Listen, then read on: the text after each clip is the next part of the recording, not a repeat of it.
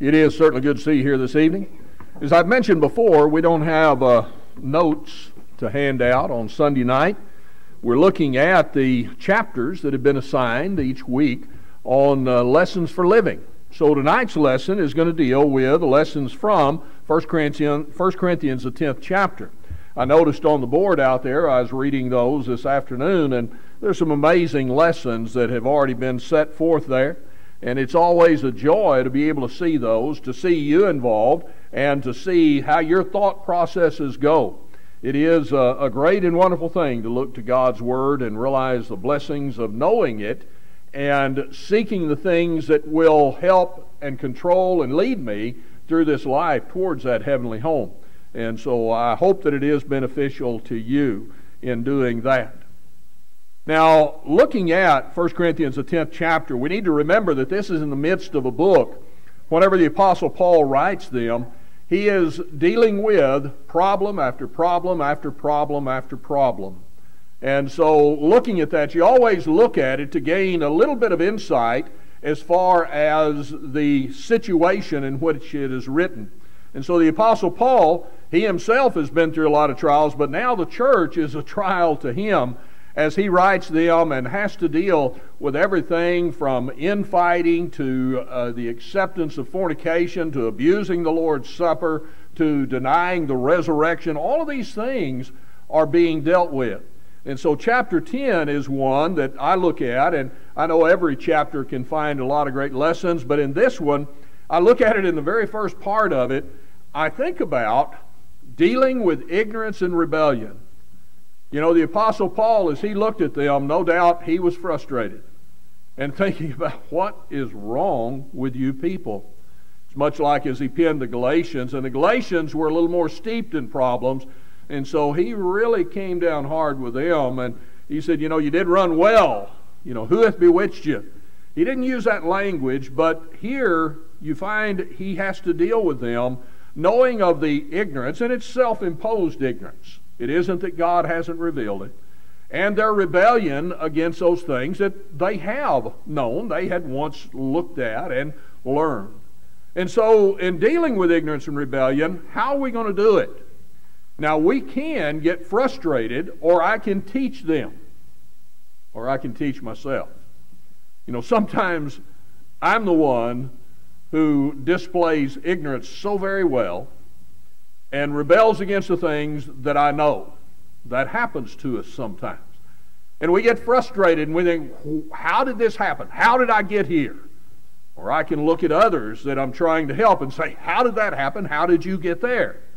And I can get frustrated and throw up my hands, or I can teach them. And that's what the Apostle Paul does. You know, he starts out and he says, moreover, brethren, I would not that you should be ignorant. In other words, the truth is there.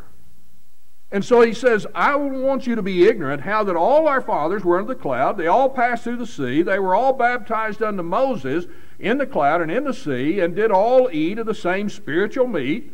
They did all drink the same drink. They drank of that spiritual rock that followed them, and that rock was Christ. But with many of them God was not well pleased, for they were overthrown in the wilderness. Now these things were our examples, to the intent that we should not lust after evil things as they also did. So he's looking at them and he says, look, I've already addressed numerous problems in dealing with you. And now here we are, and I don't want you to be ignorant. Think. Look at the things that are there. We can look, and like I said, we can get frustrated, and no doubt we do, with self and with others. But we do something. We channel that frustration and say, okay, how do I deal with the problem?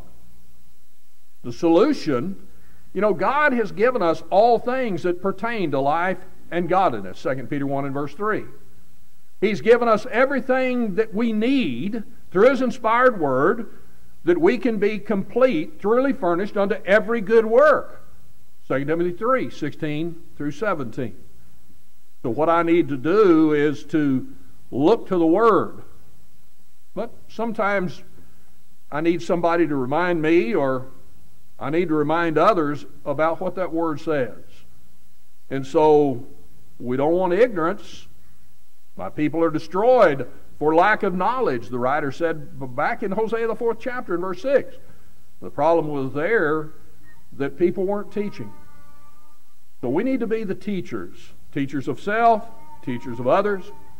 But we need to realize that there's going to be ignorance and rebellion with others and with self. Don't get so puffed up. And then deal with it in the way God said. His Word is there. And then the power of examples. You know, you look, and there are a lot of ways to study the Bible. In the downstairs class where the men are doing their training, and, you know, Greg did an excellent job of giving an illustration of how, you know, and I know that he didn't fail to read the announcements because that's one of the things that's been impressed over and over. So he just giving an illustration to them. Don't do this.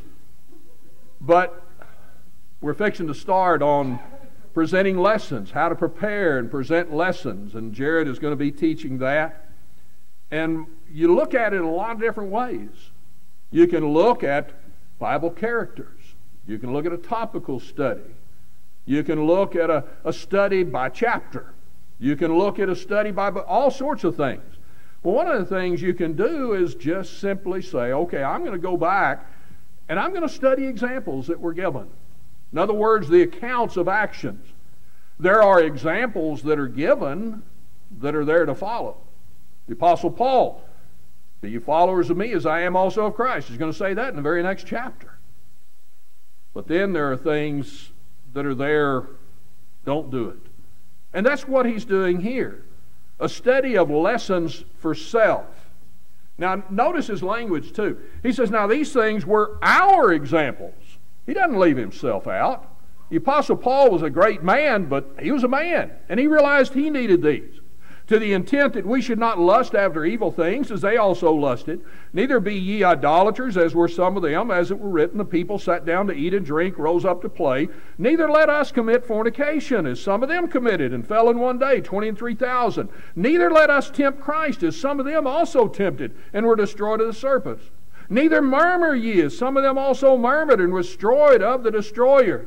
Now all these things happen to them for examples, and they're written for our admonition, upon whom the ends of the world are come. You know, you learn, you look at the Bible, and you see, I see how God dealt with that attitude, that character, those actions. And I either say, okay, God approved of that, and He encouraged it, I want to do that. Or God slew those people. He rejected them. I don't want to do that. You know, we do that all through life. Whenever I was growing up, my brother and sister, I'm the baby of the family, and they looked and they said, you know, you didn't get as many whippings as we did. Well, my thought is, duh. You know, I remember my brother in a grocery store, and all of a sudden we was walking along and he wanted that. My dad said no. He jumped up, screamed. He didn't hit the ground. My dad, faster than a snake. That arm came around and caught him on his bottom and lifted him back up. There's an example. I'm not going to do that. Well, we see that in our life. We see what other people do in the physical realm and how it results in certain things. Why not read the Bible that very same way? You know, go back and study. What does it mean that we shouldn't lust after things as they lusted? Go back to the account. Takes a little study to see where that is. We're blessed. You probably have a Bible with a center margin reference or something that you can go back and find out exactly where that was. How it is they sat down to eat and drink, rose up to play, how they committed fornication. Go back and see what those things are and say, you know, I'm so thankful that God recorded it. One of the amazing things, and this is another lesson that is there for me, assurance in God's Word. You know, if some man had written the Bible, do you think he'd write all of the bad things that people did? No. God records great servants who fell and failed. He records great servants who did great things, continued on. But one of the amazing things about the Bible, it's an earmark of inspiration, is God doesn't hide the fact that men fail and men need Him. But it comes from a realization of the lessons for self that we learn as we look at the power of examples. And then, how many times do we go through life? That's never going to happen to me. You know, I've been blessed to be with this congregation for so many years. And I've been cursed to be with this congregation for so many years. You say, what do you mean cursed? You know, my heart aches. Because, you know, there are people who die, and they die faithful in the Lord. That hurts. But I rejoice that I know the hope that they died in. But there are people who have fallen away. And what a heartbreak that is. And I'm always tempted to look, and I think, how could they do that? They were so strong. That never happened to me. You know, every time I think that thought, I try to give myself a little spiritual slap and go back to what God has said. Wherefore let him that thinketh he standeth take heed lest he fall. In other words, these were people who showed great strength at times, and yet they fell. Don't you overestimate yourself, Jack. Don't you think too highly of yourself. That'll never happen to me. You know, you look and you have the reality that it can happen to me. I look and I realize in Matthew the 26th chapter, Jesus spoke to his disciples and said, you'll all be offended of me this night. Of course, we remember Peter and said, oh, never, Lord. But actually all the disciples said that. You go on, you find out in verse 56, all the disciples fled. You read on towards the end of that chapter, Peter denied him 3 times. Peter was the boldest in his rejection of what the Lord said. The Lord said, before the cock crows, you'll deny me thrice. Well, you read about that account. Then Peter went and wept bitterly. You know, I always pray that whenever I am lifted up with that pride, and I think it can never happen to me, that when it does, I haven't gone so far that it won't cause me to weep bitterly in return. But the best thing is, take heed. Don't get in that situation.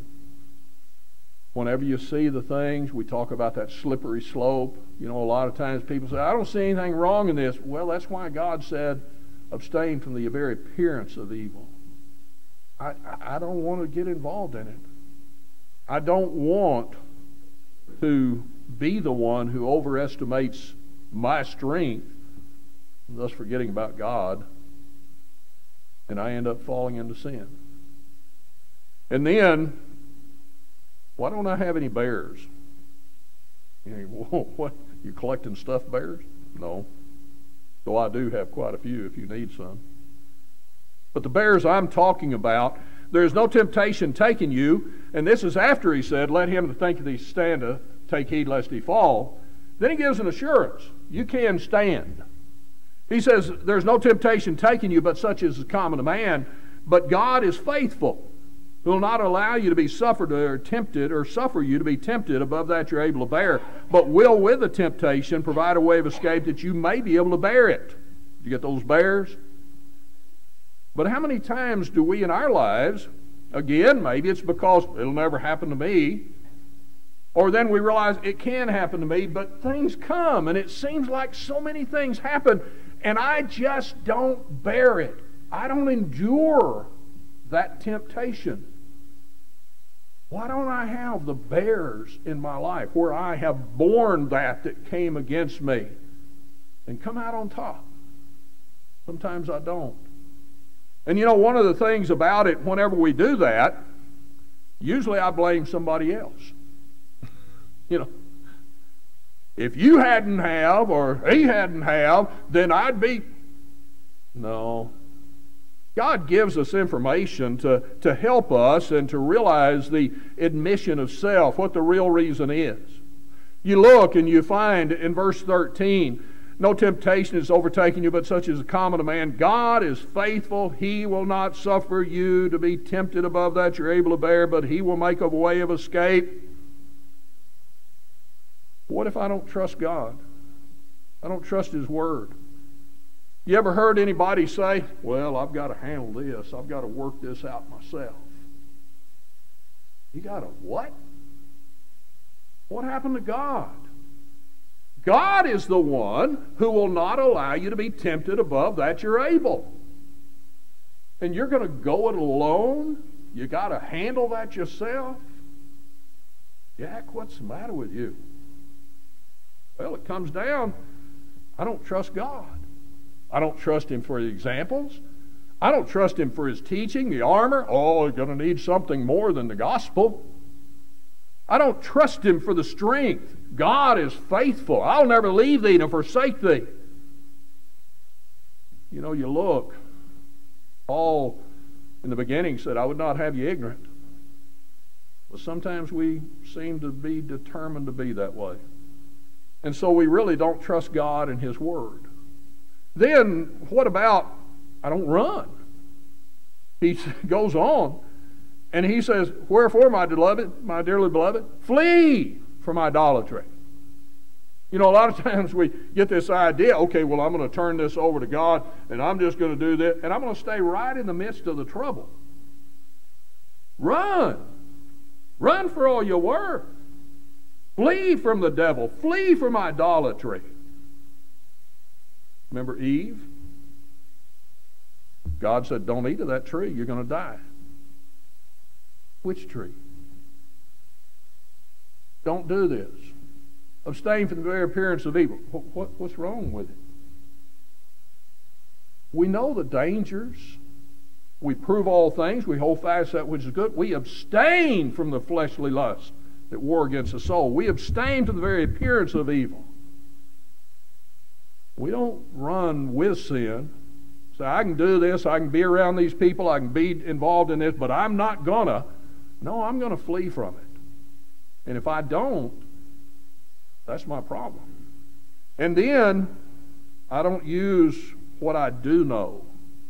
Notice Paul said, I speak as to wise men. Wisdom is that ability to use the knowledge you gain. James says, pray for wisdom. You study for knowledge, but you pray for wisdom. Wisdom is something that joined with knowledge is how to apply that to my life. Lessons for living we're talking about. How does this apply to me? Judge ye. That is, examine, make application. A judge sitting in a case, he's going to hear the evidence, he's going to make a decision, he's going to make the application of what he has learned to make sure that that's handled properly. We're judges if we're going to have the bears.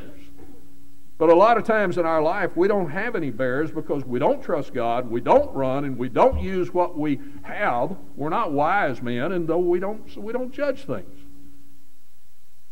My fault. I need the bears of my life, and the fact is, if I trust God, I can have them. I'm not going to get overconfident, but I'm going to realize that God can be trusted. And if failure comes, I'm going to look and see where I failed. Not where God failed. I'm not going to say, well, God, you didn't. No, I'm going to realize, I'm going to get down to the truth of it. Jack, you messed up. And I'm going to be honest about it. Then where do I eat? I'm not talking about going out to lunch. You look and you think that in this world I live at one of two tables. Can't eat at both. A lot of times we like to think we can. But he says you cannot drink the cup of the Lord and the cup of devils. You can't be partakers of the Lord's table and the table of devils. Do we provoke the Lord to jealousy? Are we stronger than Him? God's a jealous God. I can't play like I'm with Him part of my life and then go over and join the devils. You know, we've talked about that before, the hypocrisy that is there. You know, that we go through life. Would I be ashamed for you to see what I'm doing during the week? You know, whenever I am around people who aren't members of the church, how do I act? Do I fit in with them? Do I sit at the table with the devils and become as them? See, it's an easy thing to happen. But Paul said in Romans the 12th chapter, be not conformed to this world, but be transformed. You see, I'm different. I've given that up as we spoke of this morning. And so, where do I eat? I've got to make a choice as to where I am going to abide, where my life is going to be lived. And then, there are two tests that he gives us for choice of actions.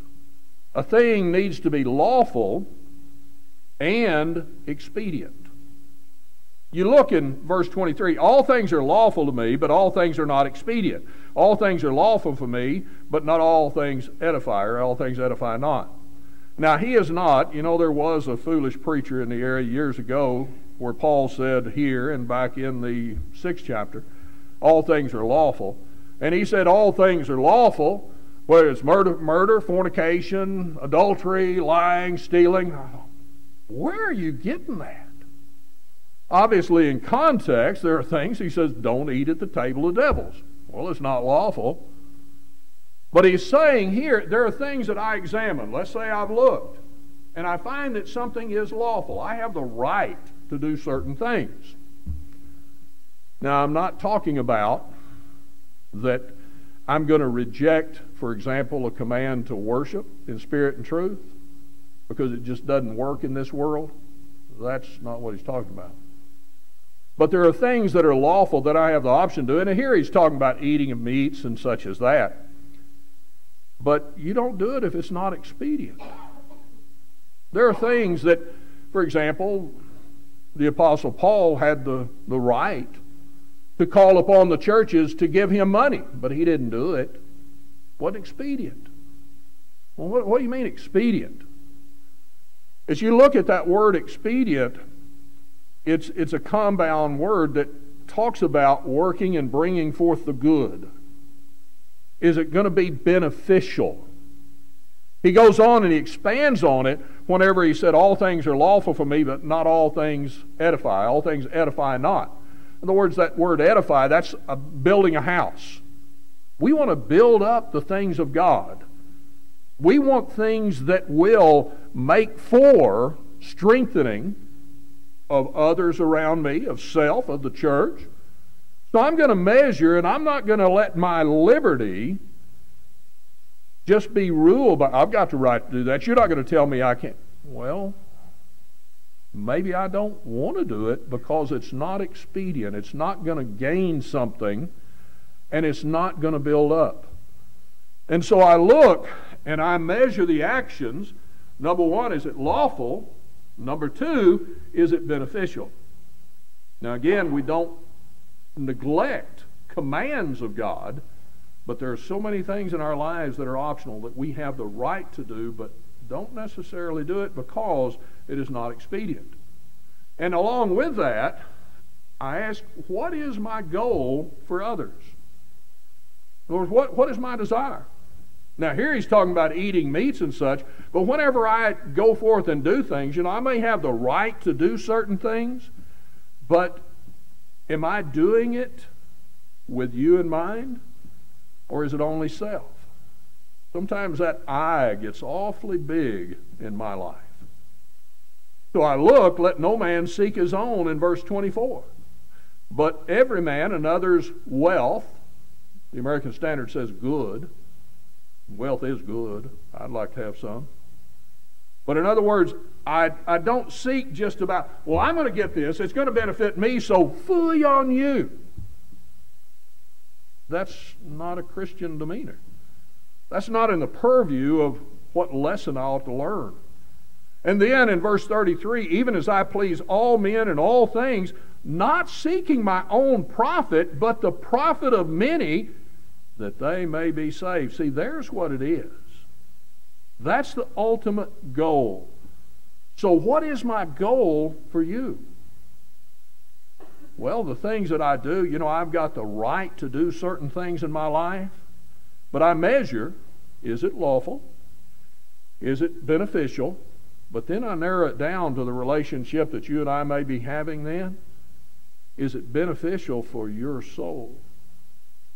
Am I going to cause you to stumble by something that I do that's lawful?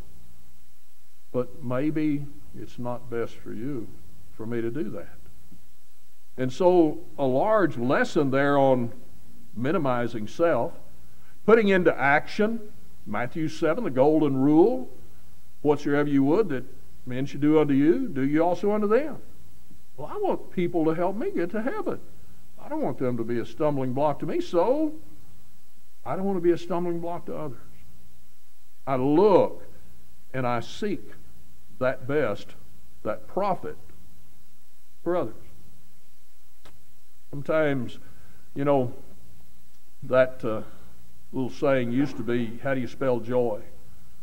Jesus first, others second, you last. Well, there's ways in which that is a terrible saying, because if I don't save myself, if I don't look to myself, then I'm not going to be able to help others.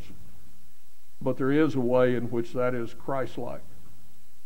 Christ gave himself for others. The Apostle Paul said he didn't seek his own profit. He didn't lose his soul for them. He said at one point he would do that if it was possible. But he didn't do something ungodly. But he didn't look just for his own self. I need to be Christ-like. I need to be Paul-like. He was a follower of Christ. I need to look at my goal for others. And in the ultimate goal in my decisions in life. In other words, this is kind of an umbrella that goes over everything. Whether therefore you eat or drink, been talking in context about eating those things that are sacrificed. Nothing wrong with them whatsoever, but, I'm not going to do it and offend somebody else. I'm not going to tear down somebody, so I'm sure not going to do that and glorify God. So whether you eat or drink, but then he puts that other phrase in there. And sometimes, you get over, like in the works of the flesh, and such like, and you think, man, I wish that wasn't there. Because it just opens it up. Otherwise, I can say, well, God didn't say. Same way. Whether you eat, drink, whatever you do all to the glory of God. We've already looked. How are my actions, my decisions, going to affect you and your salvation? But then, is it going to glorify God? Oh, that one hits us, doesn't it? Does me. I'm not going to look at self. Talked about the sacrifice this morning as we lit that fire in our life. I'm living for God, living for others that I can save them. And he just hits it here so strong. Whether you eat, drink, whatsoever you do all to the glory of God. That's why Peter said, if any man speak, let him speak as the oracles of God. If any man minister, let him do it as the ability which God giveth, that God in all things may be glorified through Jesus Christ, to whom be praise and dominion forever and ever. I do it God's way. That means sometimes sacrifice self.